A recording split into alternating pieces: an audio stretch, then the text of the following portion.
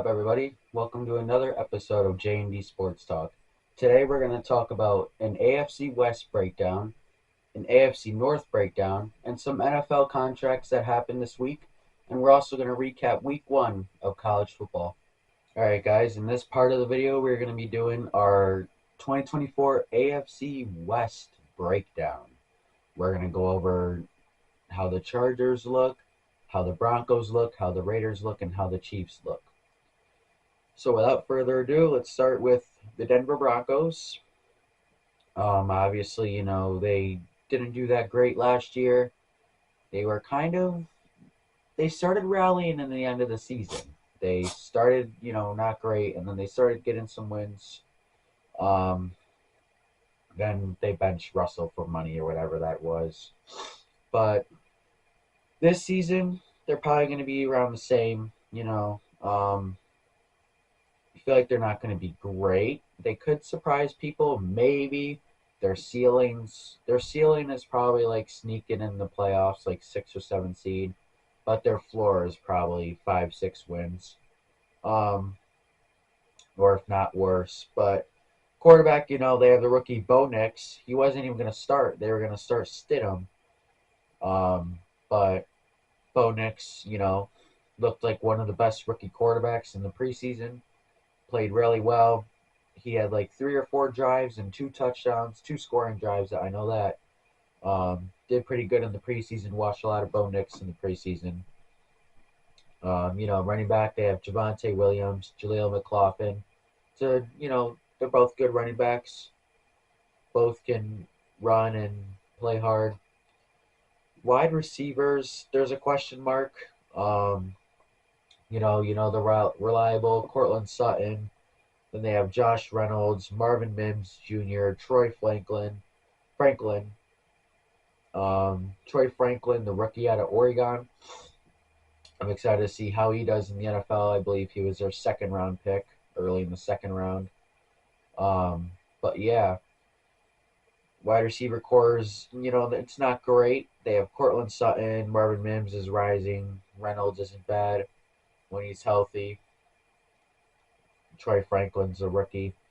Tight end, they have Adam Trotman.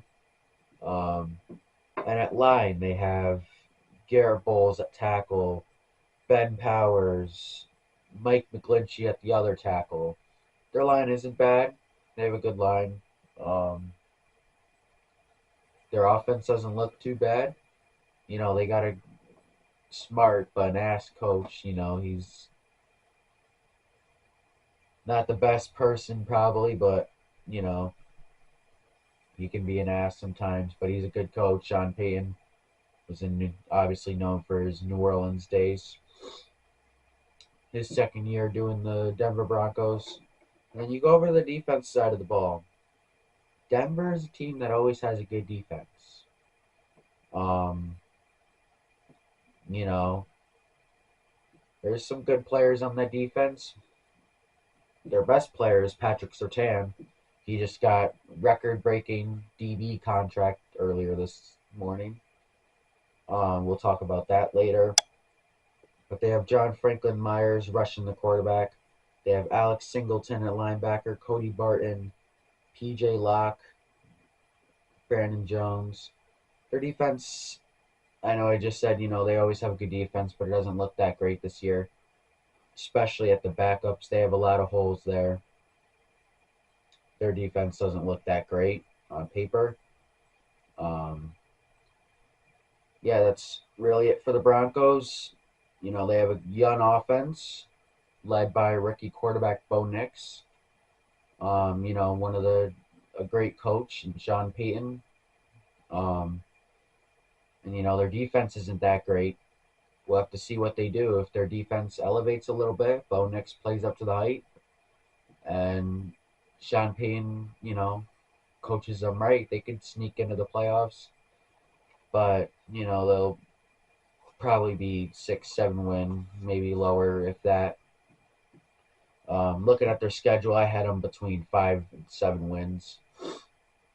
Their ceiling, I guess, could be 9 wins, 10 wins, barely sneak into the playoffs. But again, I think they're going to be a decent team. They're going to go for a range from 5 to 7 wins around there. Yeah, that's really it for the Broncos. Like I said, they have a good coach in Sean Payton. Young offense led by Bo Nix. Defense doesn't look great, but it could always you could always play better than how you look on paper. Yeah, Broncos to the two-time reigning Super Bowl champs. Not two-time in franchise history, but the last 2 years they won the Super Bowl, and they're looking to win it again. Um, they're a really good team. They basically have the same team. If anything, they got better in the offseason. Obviously, led by top three coach of all time in Andy Reid. Um, they have the best quarterback in the league, Patrick Mahomes. Isaiah Pacheco at running back. And this Carson Steele, I believe he's an undrafted running back, probably out of Iowa, I believe.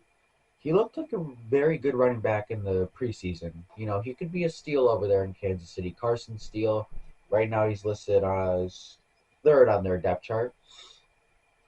But, at the receiving core, they got Rashee Rice. Marquise Brown won't be available tomorrow against the Ravens. They got the speedster running a 4.21 40-yard dash time, and Xavier Worthy out of Texas. They also have Justin Watson, and they signed Juju Smith-Schuster back, and they have Sky Moore, Miko Hardman. They have a lot of receivers over there. A lot of receivers that, can play, and Patrick Mahomes can elevate a lot of players. And then obviously tight end, they have a top 5 tight end of all time, Travis Kelce. No really questions there. And they're really not bad at line. Their line is good. They're led by Joe Thuney at guard. Best center in the league, if not one of the best, Creed Humphrey. And then Juwan Taylor at right tackle, Trey Smith at guard, and Kingsley at left tackle. Their line is not elite, but it's good. It's good enough, especially, with Creed Humphrey and Joe Thuney. They have a really good line there. But yeah, like I said, with their offense, one of the best offenses in the league, one of the best head coach in the league, the best tight end in the league, the best quarterback in the league. They're going to be very competitive. Defense side of the ball led by Steve Spagnuolo. They have a lot of good players on that side. Yeah, they lost L'Jarius Sneed, but they still have Chris Jones, Trent McDuffie. Justin Reed isn't bad. They have Drew Tranquil. They have a lot of players. Nick Bolton gets a lot of tackles. He's a tackle monster. Derek Natty at defensive tackle. I mean, they're stacked. We all know that. One of the best kickers in the league, Harrison Butker. They. We all know they have one of the best teams in the NFL. And, they proved it the last 2 years, and they're probably going to prove it again, trying to win their third Super Bowl in a row.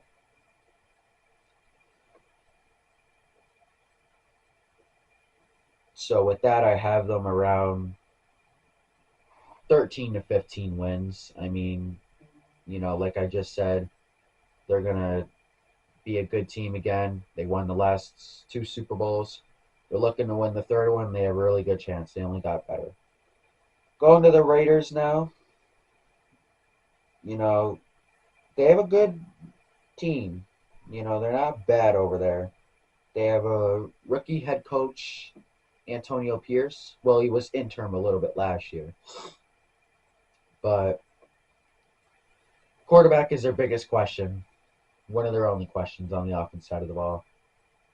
They have Gardner Minshew, Aiden O'Connell. Gardner Minshew is not really starting quarterback in the NFL. Aiden O'Connell is young. He's got to, learn. Running back, Zamir White, Alexander Madison. Not bad running backs. Certainly not great, but they're not bad at all. Receiver core, Devontae Adams, Jacoby Myers. Then after that, it kind of gets dry after that. But Trey Tucker, speed, and I really like this tight end room for the Raiders. I love this tight end duo here. Brock Bowers, Michael Mayer. I didn't think they'd draft Brock Bowers with their first round pick, considering they just got Michael Mayer. But they got Brock Bowers. He's probably the best tight end out of this class at the top of my head. But they have a good tight end room there, certainly. Their line, they have Colin Miller, Cody Whitehair, Andre James, Dylan Farm. Their Munford Jr. This biggest question on this Raiders team is quarterback. Without quarterback, you can't really do anything. And then on the defense side of the ball, man, one of the best defense. They're a really good defense. One of the, if not the best pass rushing. Max Crosby, Christian Wilkins. That duo is going to be very good for Vegas. Safety, they have Marcus Epps, Trayvon Morig. Underrated linebacker here, Robert Spleen, tackle monster. He's a good linebacker. Jack Jones at corner. Corner is an issue on that team. They just signed Darnay Holmes, but that doesn't elevate, big time. They also have edge rusher Terry Wilson. He hasn't lived much up to the hype, but eventually he probably will, if not somewhere else, that kind of deal. But defense, they have a couple holes looking at it. But that pass rushing duo, Max Crosby and Christian Wilkins, is going to be really good for them. They're another team that's going to get around 5 to 8 wins, if not worse. I don't see them making the playoffs at all. I give that like a 2% chance. They have good players. They have Devontae Adams. They have 2 good tight ends. But last year they had Josh Jacobs. So, there's not much going on in Vegas. Mainly, specifically, because they don't have a quarterback that can, go out there and lead them to constant wins over good teams. The famous quote, if you got 2 quarterbacks, you don't got any. So, they good team on paper, but again, not really any quarterback to lead them, as if right now. Running backs are alright. Line isn't bad. Defense has a few holes. New coach. Raiders, looking at their schedule, will probably get 6 to 8 wins. Then we're gonna go to the team in LA. We're gonna go to the Los Angeles Chargers. Obviously led by a good coach in Jim Harbaugh. First season back to the NFL. Said this yesterday off camera. They are going to run the ball. That is all they are going to do. They're going to run the ball. They're going to run. They're going to master at it. And with that, I feel like they can make the playoffs. If they run the ball the way Harbaugh wants to, the way he did in Michigan, they're going to be a sneaky team and make the playoffs. But looking at them right now, they have Justin Herbert, one of the top 5 quarterbacks when he's healthy, in my opinion. Running backs, they have Gus Edwards, J.K. Dobbins, both Ravens, former Ravens. Receiving room's one of the worst in the NFL. I think Chargers fans know that. Joshua Palmer, Quentin Johnson, Ladd McConkey. Ladd McConkey's been making a name for himself in training camp, though. He's been good. He's out of Georgia. 2nd round pick. Quentin Johnson, he's 2nd year. He just got to get his hands together. Catch these passes that are thrown to them. They also have Jerry Rice's son, Brendan Rice. If he turns out like his dad, that's a big deal. But tight end, they're not great at tight end. Will Disley's not bad, but their offensive line, really good. especially the tackles. Two young tackles in LA, Rashawn Slater and Joe Alt. Joe Alt was just their first round pick. Center they have Bradley Bozeman. Guard they have Trey Pipkins and Zion Johnson. Their interior line isn't bad, but their tackles are really good. Joe Alt and Rashawn Slater. Chargers always have a good defense. They're led by Joey Bosa when he's healthy, one of the best edge rushers in the NFL. Khalil Mack at linebacker, you know who he is. Then Derwin James at safety, one of the hardest hitting safeties in the NFL. And they have Asante Samuel Jr. at corner. He's a good corner. Then after that, Christian Fulton. Then after that, it's not very good at corner. But, Denzel Perryman at tackle. Or, not tackle. Linebacker. He's a tackle monster. He gets a lot of tackles when he's healthy and plays. The defense doesn't look too bad. Led by Bosa, Mack, and Derwin James, and Asante. Yeah, Chargers, they're not looking too bad. If Harbaugh masters the run game with this team, because they're certainly not going to master the passing game. They don't have good receivers. In a year they will, but right now they don't have good receivers. Maybe they'll elevate and develop as the season goes on. But Chargers are going to be a team that runs the football on first, second, and if they can, third down. They're going to run the ball all the time. And if they do that well and their defense plays well, they can be a sneaky team to make the playoffs. Just like the Raiders, I have them between like 6-8 wins, If, like I just said, they master the run game, their defense stays healthy and plays well, they're going to be a sneaky team that makes the playoffs at that 6-7 wildcard spot. But going over this division, Kansas City Chiefs are going to win it. They're going to win this division. With second place, it's very interesting. Chargers, Raiders, and Broncos. They're all in like the same range, but I feel like it's going to be the Chargers in second place, then probably Denver, then probably Vegas. But that order can go any way. Like, Chiefs are going to win it. We all know that. If everyone, how the Chiefs play. But it can be Chargers, Raiders, Denver.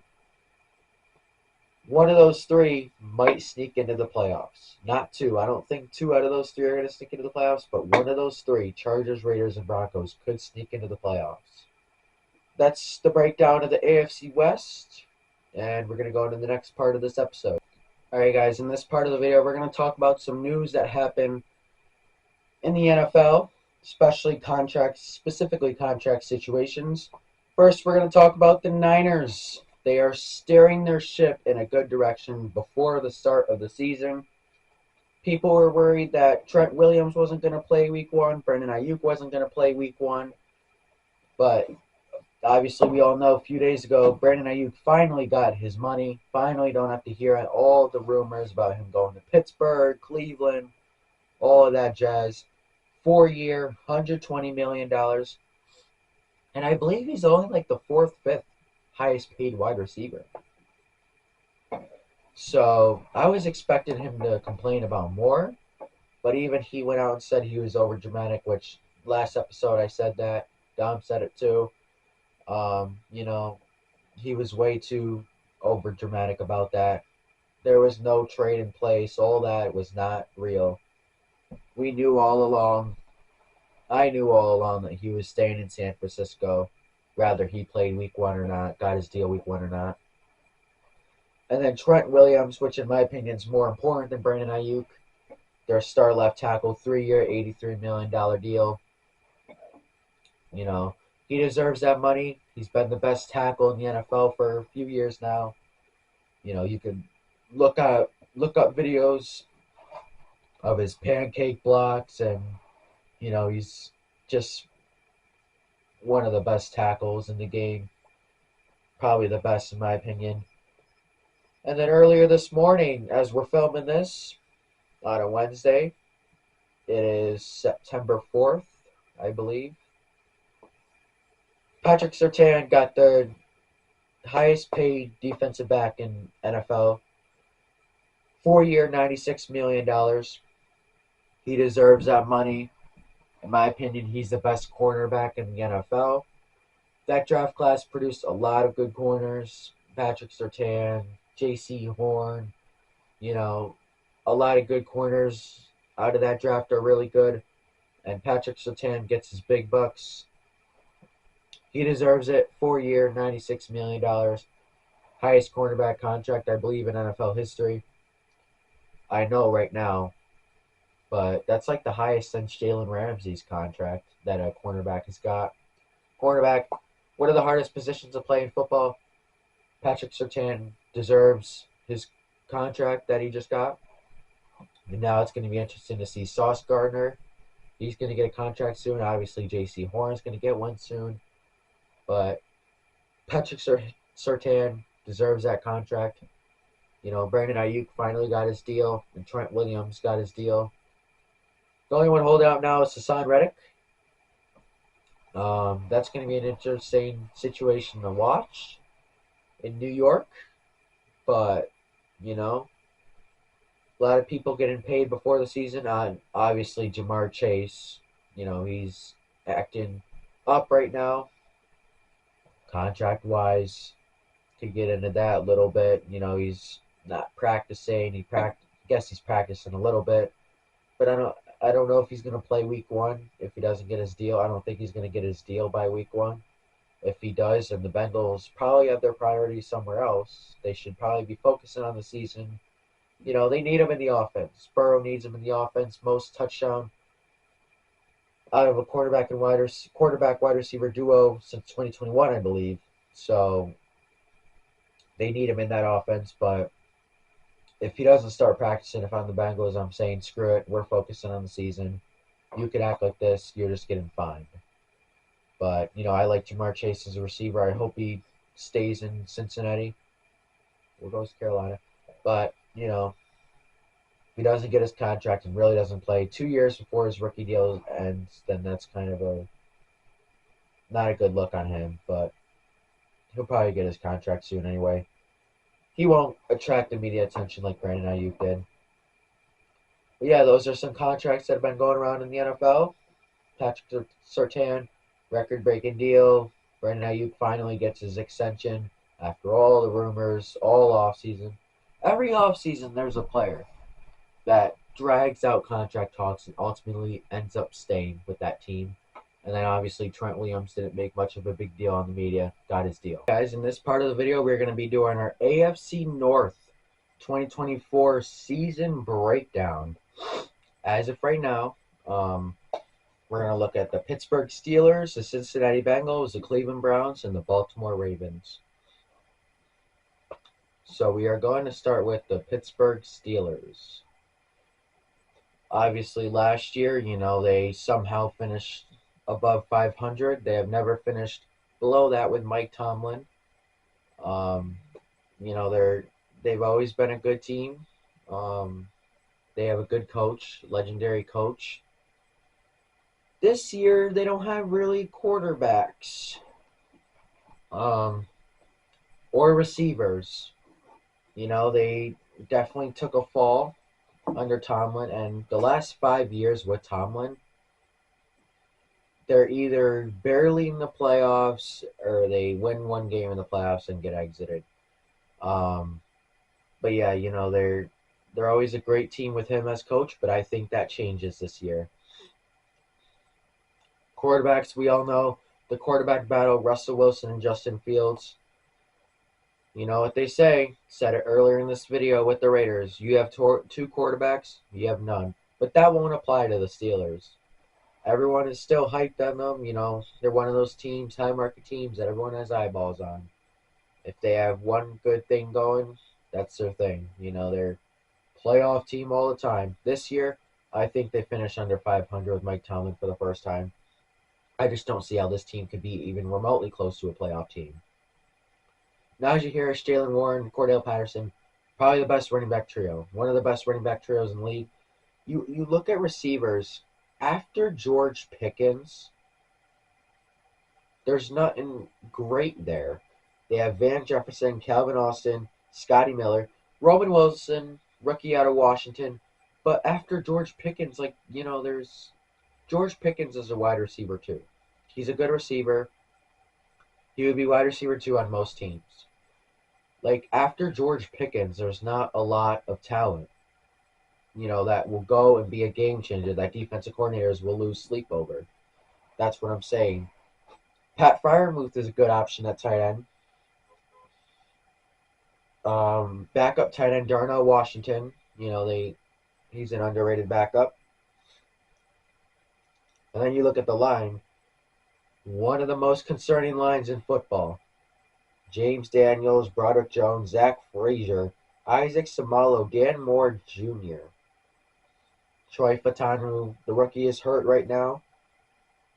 Their line is one of the most concerned in the NFL. I see a lot of problems with this team right now. And I think this is the first time they finished under 500 with Tomlin. Barely any problems on the defense. One of the best defenses. Cameron Hayward, TJ Watt, just got Patrick Queen. Alex Highsmith, he's a tackle monster. Mika Fitzpatrick, Joey Porter. Their defense is really good. Kicker is really good. Coaching's obviously good. But an offense with an offensive coordinator, Arthur Smith, and Russell Wilson, now 2024 Russell Wilson, leading a team where the line is shaky and George Pickens is wide receiver one, isn't going to do too good. With that, with the Steelers, I have them finishing around 6 to 8 wins. They could go worse, but they're not getting 500. And if I'm wrong, you guys can comment down below a dare, a bet, or something, because they're not finishing 500 or higher. Well, you can't finish 500 because there's an uneven amount of games. But next up, we got the Cleveland Browns. I'll tell you guys this right now, and I think a lot of people know it. If Deshaun Watson plays good, this team is going to make a legit shot at the Super Bowl. Now, some of you guys may think that sounds crazy. Running back, they have Jerome Ford, Nick Chubb, obviously, when he's healthy and all of that, when he's good. They have Dante Foreman, Pierce Strong. Jerome Ford is a very good backup, though. He's a good running back, especially, for the fantasy people out there. But Nick Chubb will come back probably after week 4. This receiving core is, not bad. Mari Cooper, top 15 receiver in the league. Jerry Jeudy isn't bad. Elijah Moore isn't bad. Tight end, one of the best top 5 tight ends, David Njoku. And this line, man, line is crazy. They have Jack Conklin at tackle, Wyatt Teller at guard, Joel Batano at the other guard, Jedrick Wills Jr. at tackle, and Ethan Pokic at center. They have a good line. Really good offense, especially when Nick Chubb comes back. And then on the defense side of the ball, I think they have the second best defense. I think the Jets have the best defense. Probably. Pittsburgh's up there. A couple teams are up there. But Browns definitely have a top 3 defense. I know that. Myles Garrett, Dalvin Tomlinson from, Zadarius Smith, they just got. I think people forgot that. JOK, Denzel Ward, Grant Delpit, Juan Thornhill, and Greg Newsome. That's the best cornerback duo in the league right there. Greg Newsome and Denzel Ward. You could go with DJ Reed and Sauce. There's a couple really good corner duos out there, and Cleveland definitely has one of them with Denzel Ward and Greg Newsome. Defense, not a problem. Won't be a problem as long as everyone stays healthy, led by Myles Garrett, Zadarius Smith, Greg Newsome, Denzel Ward. the other players. If Deshaun Watson, which I do not like, I lost a lot of respect for, if Deshaun Watson plays like a top 15 quarterback, this team could go to the Super Bowl. Very well could. But yeah, they're a really good team. They're looking really good on paper. And then I believe he just won Coach of the Year, right? Kevin Stefanski. And they have Mike Vrabel in the building. They're Mike Vrabel will find a coaching job next year. But, they have a good team. And I feel like I said, if Deshaun Watson plays like a good quarterback, your ceiling is 11 wins, like 11, 12 wins. But I think right now, based off how Deshaun is right now, probably a 9 to 11. All right. Cleveland Browns looking pretty good. We're going to go on to the Baltimore Ravens. Everyone knows about the Ravens. They play tomorrow night. They're a Super Bowl contender right now, just right now, which that's obviously a very good accomplishment. Right before the season, you're considered a Super Bowl contender. They're a team like the Niners, a team like the Cowboys that have to get over that hump in the playoffs. Lamar Jackson at quarterback, Derrick Henry at running back. I believe we talked about this the other day on an episode, me and Dom, but that offense is going to be scary. It was already scary with Lamar and Mark Andrews. Now they have Lamar Jackson, Derrick Henry, and Mark Andrews. And then at wide receiver, they have Zay Flowers, Rashad Bateman, Nelson Aguilar, Devontae Walker. That's a steal out of the draft from the Tar Heels. Fullback, Patrick Ricard. He's always good. And then the line, they have Ronnie Staley, Tyler Linderbaum. That line, no problem. Not really any problems there. Coached by John Harbaugh. Obviously a good coach when he wins in the playoffs. And defense side of the ball, one of the best one of the best defenses in the league. They have Matabike, Michael Pierce just at tackle, Roquan Smith, top 3 linebacker, Marlon Humphrey, Marcus Williams, Kyle Hamilton. They did lose Patrick Queen. That's a gut punch, but they're so good. They signed Eddie Jackson too to back up. And they just got Nate Wiggins out of Clemson. That was their first-round pick. Him and Marlon Humphrey are going to be a good duo. They got Brandon Steffens there right now at corner too. That could change. Good corner there too. But we all know about the Ravens. As long as they get over that hump in the playoffs, they're going to be a really good football team. They're going to be very competitive. They could very well, damn well win the Super Bowl as of right now. And if this team stays healthy, gets over the hump in the playoffs, they are going to be very, very considered to be Super Bowl champions. We're going to go to the Cincinnati Bengals now. A lot of people know they're a really good team. They battled injuries last year. That's what killed them. But right now, they're healthy. Joe Burrow, we believe he's healthy, but he hasn't really had to use the hand yet in practice. Hasn't really been hit. Hasn't had to land on his hand. None of that stuff. Joe Burrow at quarterback, just like I said, Joe Shiesty.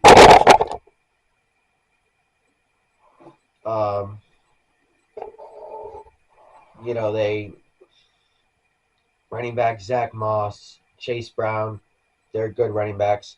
Wide receiver, we all know Jamar Chase. If he gets it together, very good receiver. T. Higgins and Jermaine Burton. Those are their top 3 wide receivers. Jermaine Burton from Bama. Excited to see what he does. And that line, it's pretty good. Orlando Brown Jr. at tackle. Trent Brown at right, the other side. Ted Karras at center. And I forgot to say Mike Gesicki at tight end. He's a good tight end. They have a good offense. If Joe Burrow stays healthy and they just stay healthy and, hopefully when Chase gets his contract issues together, that's going to be a very good offense. Very good defense, too, led by Geno Stone, BJ Hill, Trey Hendrickson, Logan Wilson's a tackle monster, Cam Taylor-Britt. That defense usually always plays good. Not really any concerns there. And they have a good kicker, good coach, Zach Taylor. If that team can stay healthy, especially Joe Burrow, they're going to go to the promised land. That's the AFC North breakdown. I have the Browns, Bengals getting 10 to 12 wins. They're going to be a good team. If you enjoyed that AFC North breakdown, let me know. Let me know any hot takes you have about that division or anything like that. And now we're going to talk about college football week 1 recap. All right, guys, in this part of the video, we're going to be recapping college football week 1. Obviously, we all know, week 1 just happened in college football. It started the 24th, ended the 3rd. Week 2 is approaching for college football. So I'm going to go over some things I saw and my opinion on some things. First off, we're going to start with the game, my North Carolina Tar Heels defeating Minnesota Golden Gophers. Takeaways from that game. First off, prayers for Max Johnson. I know he broke his leg. I hope, he is okay, doing well. We're going to have to go with Colin Farrell. But my takeaways from that game, don't get me wrong, I feel very confident in my team. I feel confident in the Tar Heels. That first game was not it, man. I know we squeezed out a win. I believe it was 19-17. I obviously watched it. Man, our defense kept us in that game. Omarion Hampton balled out, and just I'm not gonna, go into how people are shutting us down already. I feel like we can win the ACC, hopefully go to the playoffs, or at least be ranked. But we could play better than that. I hope we should play better than that Saturday against Charlotte. Our first home game, that's gonna be a jump start to the season. We won our first game. It was ugly. We got the win. Whatever gets you the win, it was good. But there were a few positives from that game. But yeah, we'll learn from it. Obviously, watch film and we'll play better. We'll hopefully, respond back Saturday. Go 2-0 against Charlotte. We're going to talk about one of the biggest things going on in college football right now is Florida State's downfall. Last season, we all know they did not lose a game.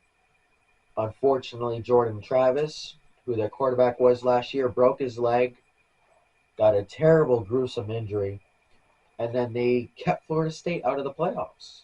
They probably didn't think they would be anything without Jordan Travis. We've heard FSU fans complain the whole offseason about that, and now they are 0-2. DJ at quarterback. I don't know how to say his last name. I'm not going to say it. I don't want to look stupid. But DJ has been struggling. He's slow with his reads. He just doesn't look confident in that Florida State's offense. They went from, I believe, a 36% chance to make the college football playoffs entering the season to now a 1% chance entering today. First game, they lost by 3 to Georgia Tech.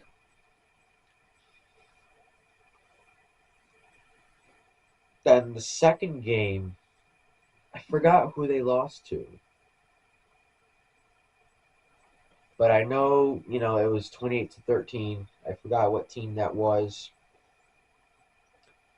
But, DJ has struggled and going slow through his reads, not playing with confidence, just not playing good overall. And it's not just him. The people around him dropping the ball, not blocking. Well, they did block a lot, but just not a lot going on in Florida State right now. I feel like, they got to fix some things up. Let's react to some LSU and USC real quick. USC defeated LSU Sunday night.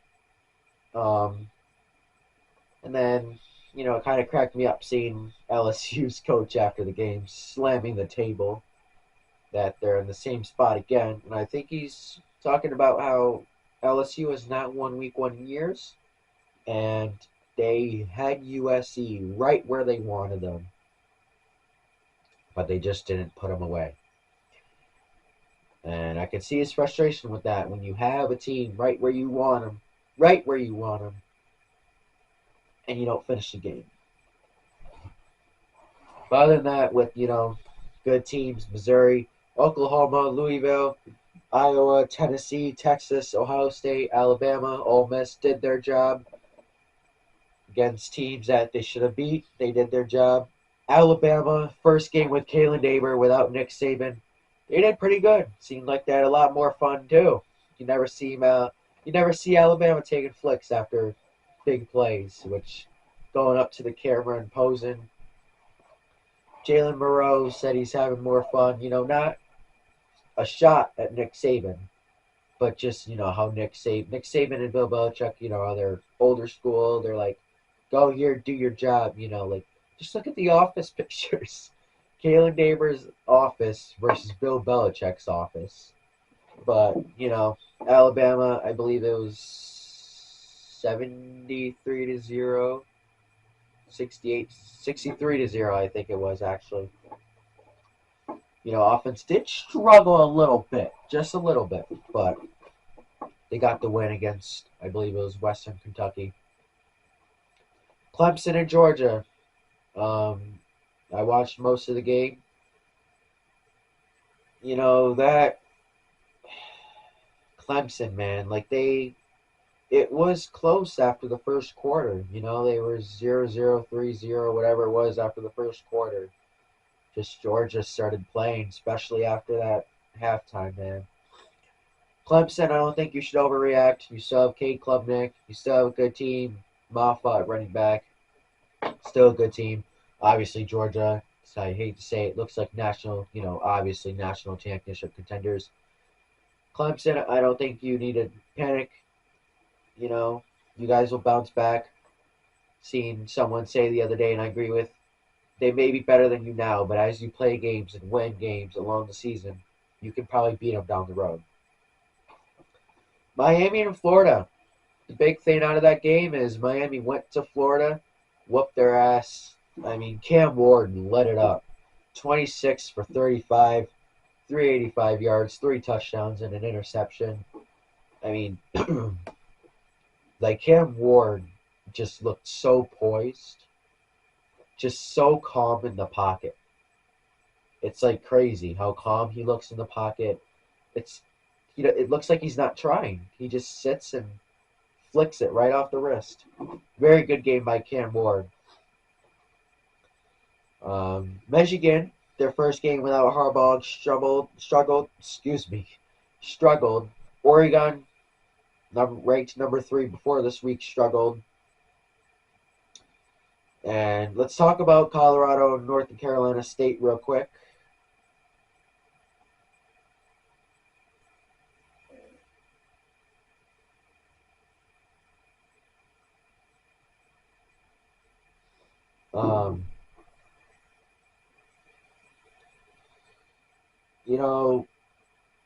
It was a close game. I watched most of the game. Colorado, North Dakota State. I was double checking. That's who they played.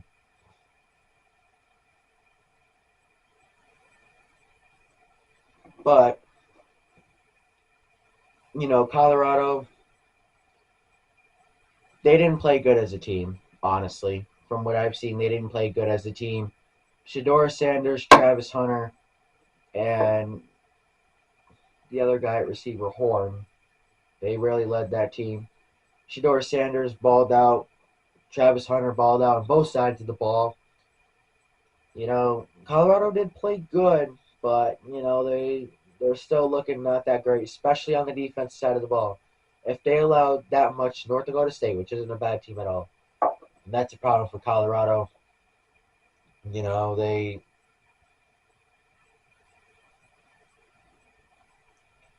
That just wasn't good enough for Colorado. The fans feel like they won. I think it was like 29-27, something like that. Last play was a little chaotic, but Colorado got the job done. Didn't play great, but Shador, Travis played really well. Got them the win. It's going to be interesting to see what they do this week. I forgot who they played. Who they play this week? I don't know, but they probably, they play a good team probably. But yeah, those are initial week 1 reactions. Week 2 with college football coming right up. Like I said, Bama dominated in their first game without Saban. Tar Heels got the job done. It's going to be a very exciting week 2 for college football. And now week 1 of NFL is starting up. Finally, the preseason's over. You know, very excited. I'm sure most of the people behind the camera are excited for the NFL season. And tomorrow's episode, I'm going to give you a preview of the Ravens and Chiefs and week 1 predictions. All right, guys, thank you so much for watching today's episode. Obviously, Dom wasn't able to be here today, but we're going to try our best to make videos almost every single day. We have a busy schedule. We're going to try our best, even if we can't put some videos out for whatever reason, or just in general. Make sure you check out our TikTok, J&D Sports Talk. We have a Twitter too, J&D Sports Talk. YouTube's our main thing though. We're going to try to get videos out all the time. But let me know what you guys think about today's episode. Did some division breakdowns, reactions to college football week 1. Reacted to some contracts, stuff like that. Let me know what you guys want to see in future episodes or even future TikToks or whatever. Just let us know. Comment down below what we can do better. We're still learning how to, we're still learning, get better at each episode. And thank you guys for watching. See you guys tomorrow.